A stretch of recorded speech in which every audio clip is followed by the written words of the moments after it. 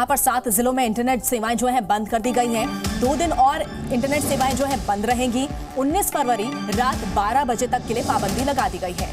तो अंबाला, कुरुक्षेत्र, कैथल में ये इंटरनेट सेवाएं जो है बंद रहेंगी। जींद, हिसार, फतेहाबाद, सिरसा में भी पाबंदी लगा दी गई है।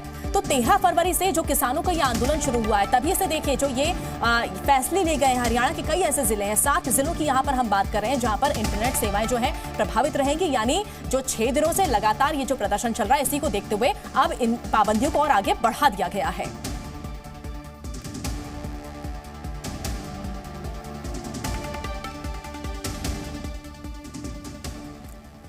और चलिए ज्यादा जानकारी के लिए सीधे हम अपने सहयोगियों का रुख कर लेते हैं। अमित भारद्वाज हैं शंभू बॉर्डर से, प्रमोद शर्मा है सिंघू बॉर्डर से। सबसे पहले अमित, मैं आपका रुख करना चाहूंगी। जिस तरह से शंभू बॉर्डर के जो हालात हम लगातार पिछले 6 दिनों से देख रहे हैं, आज देखिए चौथे दौर की बैठक होनी है। इसको देखते हुए क्या आज शंभू बॉर्डर पे क्या सामान्य स्थिति देखने को मिल रही है? देखिए, अभी पुलिस का यहाँ इंतज़ाम बंदोबस्त जो है बहुत ही कड़ा है। यहाँ पर शांति ही देखने को मिलेगी जब तक कि किसान नेता जो हैं उन उपद्रवियों को अपने आंदोलन से बाहर नहीं करते, जिनकी तस्वीरें हमने एक एक करके लगातार 3 दिन दिखाई। मैं आपको बता दूं कि इस समय इंटरनेट सेवा बाधित है हरियाणा में भी और साथ लगते कुछ इलाके में भी। बच्चों के एग्ज़ाम्स हैं, लेकिन वो परेशान हो रहे हैं। आम जनता बहुत परेशान है क्योंकि बाधित है नेशनल हाईवे 44। मैं आपको एक चीज़ और स्पष्ट बता देता हूं कि जब हम तीसरे दौर की बैठक की चर्चा कर रहे थे, तो पहले ही इंट्यूशन आ गई थी कि ये लोग नहीं मानेंगे और फिर ये बैठक विफल होगी। चौथे दौर की जो बैठक है, इस पर बहुत उम्मीद लगाई जा रही है, लेकिन किसान नेताओं का जो कोऑर्डिनेशन है, उसे देखते हुए चीज़ें जो है किसी और ही दिशा में मुड़ती नज़र आ रही हैं। क्योंकि चौथे दौर की बैठक में अलग अलग बयान किसान नेता दे रहे हैं।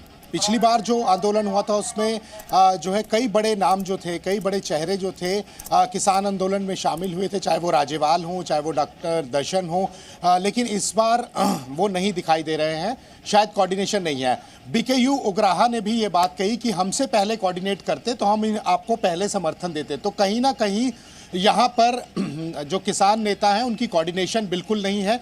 राकेश टिकैत कह रहे हैं 21 फरवरी को हम जो है बड़ा ऐलान करेंगे या बड़ी तरीके से जो है जुड़ जाएंगे। तो अभी तो आज बैठक है 18 फरवरी को, तो 3 दिन का पहले ही आपने शेड्यूल कैसे बना लिया? इसका मतलब आप बेमन से जाएंगे वहाँ पर, आप नहीं चाहते कि जो है मासूम किसान जो आपके साथ बैठे हैं उनको कोई हल मिल पाए। तो इस तरह की जो राजनीति चल रही है, इसको देखते हुए लग रहा है कि मामला जो है अभी सीधी दिशा में नहीं जा रहा है। सरकार लगातार दिल्ली से अपने मंत्रियों को भेज रही है, लगातार कोऑर्डिनेशन कर रही है, लगातार आपसे बातचीत कर रही है। इतना एफर्ट्स करने के बाद भी अगर 3 बैठकें विफल हो जाती हैं, अब चौथी बैठक से क्या उम्मीद लगाई जा सकती है? ये आप को इशारा बिल्कुल, इस पर लगातार नजर बनी रहेगी। अमित, आप हमारे साथ बने रहिए। प्रमोद शर्मा भी सिंघू बॉर्डर से हमारे साथ जुड़ चुके हैं। प्रमोद, जिस तरह से अभी हमने किसान नेता यहाँ पर सरवन सिंह पंढेर की यहाँ पर बात कही, उन्होंने प्रधानमंत्री से अपील की है कि वो किसानों से बात करें। आज चौथे दौर की बैठक होनी है और उससे पहले ही देखे किसान नेता राकेश टिकैत आते हैं सामने और वो प्रदर्शन का ऐलान कर देते हैं। 21 फरवरी को एक प्रदर्शन होना है, 26 के बाद भी एक प्रदर्शन होना है। क्या उम्मीद लगाई जाए आज की बैठक से?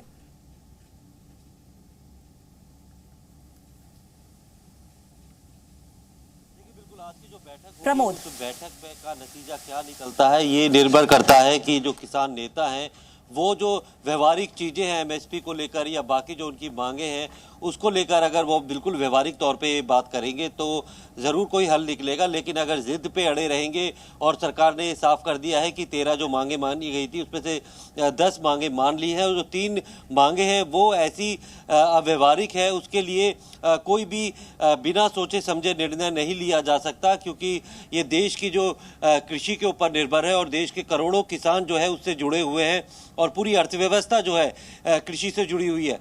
तो इसको लेकर जो है यही जो मतभेद है दोनों ही पक्षों में है, सरकार हो या फिर किसान हो, उसको लेकर अब क्या इनमें जो सॉल्यूशन निकलता है, कोई बीच का रास्ता निकलता है। नहीं तो चौथे दौर की जब बातचीत होगी तो उसके लिए जो शीर्ष नेतृत्व है भारत सरकार का, वो लगातार किसानों को मनाने में जुटा हुआ है कि इसका कोई ऐसा हल निकाला जाएगा जिससे कि जो पूरे देश भर के जो किसान हैं उनका जो उनकी जो है आमदनी है वो दुगनी हो या फिर उनका उनका जो कृषि है उसको फायदा मिले। लेकिन जिस तरीके से किसान लगातार मांग कर रहे हैं, एक तरीके से सरकार के गर्दन पे तलवार रख के वो सीधे तौर पे वो मांग रहे हैं कि हमें इसकी गारंटी चाहिए, यानी कि आपने पहले ही फैसला कर लिया है कि बिना इस गारंटी मिले हुए हमारा ये आंदोलन खत्म नहीं होगा।